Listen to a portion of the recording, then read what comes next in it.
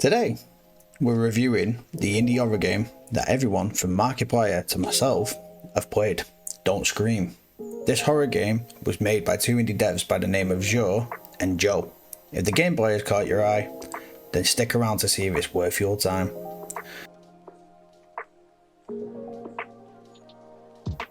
The general concept of Don't Scream is that it's a found footage game in the VHS style but with a twist. The game utilises your mic function while you walk around the forest, and any noises louder than a whisper result in immediate death. Each death, you restart back at the start of the 18-minute timer, which, as you can imagine, for a guy like me, happened a lot. Bruh.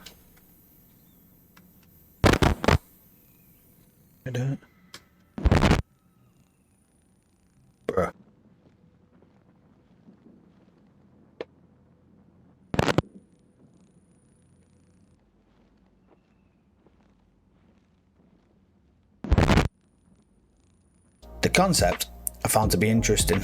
The use of the mic is another interesting idea I've seen only utilised in a select few other horror games like Face to Fathom.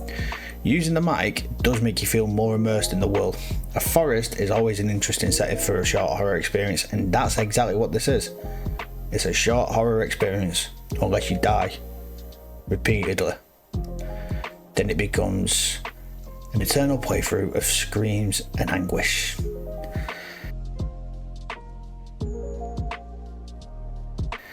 Graphically, the game holds up, which is to be expected when it's made in Unreal Engine.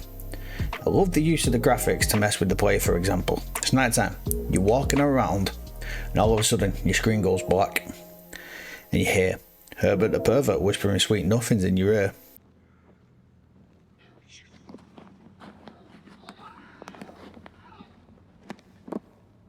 I got a whole freezer full of popsicles. Then the forest comes back again. The whole VHS overlay gives it an old school retro feeling. Takes me back to when I was a kid watching a recording of Shrek on a damaged VHS tape.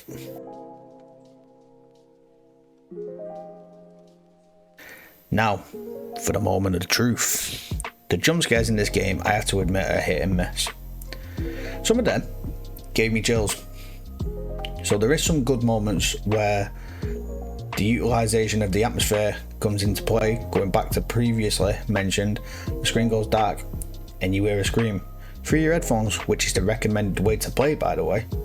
After some time though, the jump scares do become repetitive and kind of predictable.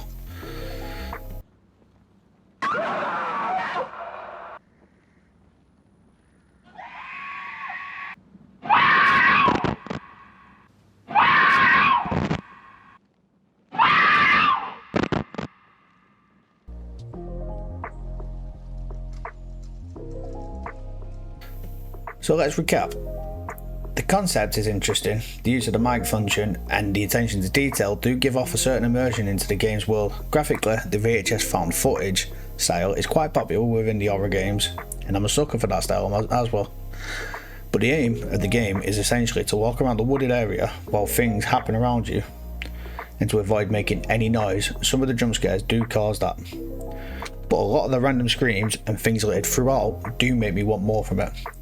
It's enjoyable, but honestly becomes predictable and repetitive. So for that, I'll give it a 6.5 out of 10. One thing I will note though, it's in early access, so things could potentially change, and I would gladly revisit it at a later time to revise my own opinion. So, the final rating I'll give it is a 6.5 out of 10. Hopefully, they had stuff to improve it, more dynamic jump scares. I will openly check it out again, and I will revise my review. But yeah, remember, this is just my opinion, so feel free to check it out, and when you checked it out, let me know in the comments below what you thought of it. But yeah, catch us all next time. Like and subscribe. Enjoy some bonus jump scares.